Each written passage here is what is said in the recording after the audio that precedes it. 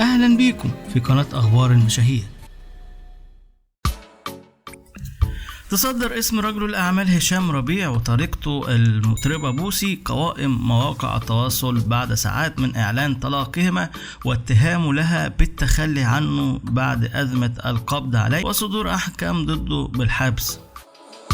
رجل الأعمال في تصريحاته لإحدى المصادر الصحفية أكد اختاره المطربة بالطلاق أمس بسبب عدم المساندة له بعد دخوله في نزاع قضائي مع زوجها السابق المنتج الراحل وليد عاشور وصدور أحكام ضده بالحبس.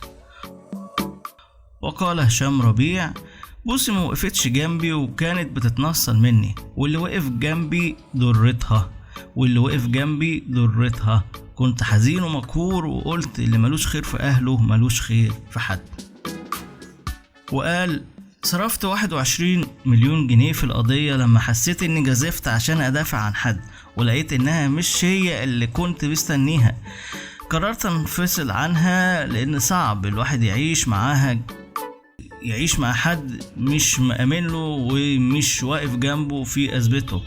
المهم خلصت لها مشاكلها كلها، والله العظيم ما جاتني ولا زارتني، ويوم ما طلعت من السجن حتى ما شافتنيش، وانا يومها قررت الطلاق. البلاغ بدأ الأول بعد زواج رجل أعمال هشام ربيع والمطربة بوسي اللي كانوا اتجوزوا في مايو 2022. قدم المحامي ميلا إسحاق في مارس 2023 بلاغ عن موكله المنتج وليد عاشور وشهرته فطين. قدموا في اسم شرطة المقطم موجها إلى هشام ربيع اتهام بالاستيلاء على 14 شيك بنكي و22 إيصال أمانة بإجماع مبالغ 8 مليون جنيه من موكله وهو طليق المطربة بوسي. وفي شهر 6 قررت جهات التحقيق بجنوب القاهرة حبس رجل الأعمال هشام ربيع في واقعة اتهامه بالاعتداء بالضرب وسرقة شيكات وأوراق خاصة بالمدعو وليد عاشور اللي شهرته فطين اللي هو منتج فني، وحبسه على ذمة التحقيق 4 أيام في قضية رقم 17/6/97 لسنة 2015 جنح الهرم، وذلك لاستماع أقواله في اتهام زوج بوسي بالتعدي عليه بالضرب وسرقة شيكات وأوراق خاصة منه.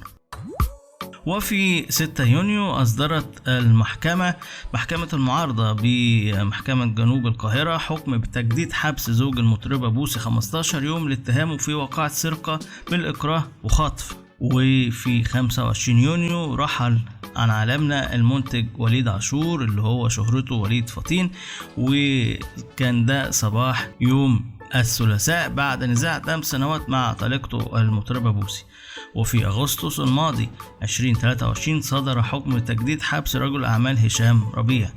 وفي 23 أكتوبر الماضي أعلن المحامي أحمد الجهيني صدور قرار بإخلاء سبيل موكله رجل أعمال هشام ربيع والمنتج الراحل وليد محمد عاشور وشهرته وليد فطين دخل في نزاع قضائي وتبادل الاتهامات مع زوجته المطربة بوسي. ده كان سنة 2014.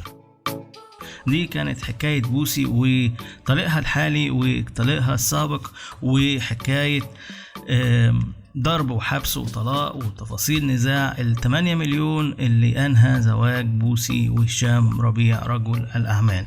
ده كان الخبر النهاردة. ومتابعين الكرام متابعين أخبار المشاهير، لسه في أخبار ولسه في حكايات. تابعوني ومتنسوش اللايك والكومنت ولو بتسألوا عن حاجة وتفعيل زر الجرس مع الاشتراك. إن شاء الله نتقابل في الفيديو الجاي. أشوفكم على خير والسلام عليكم ورحمة الله وبركاته.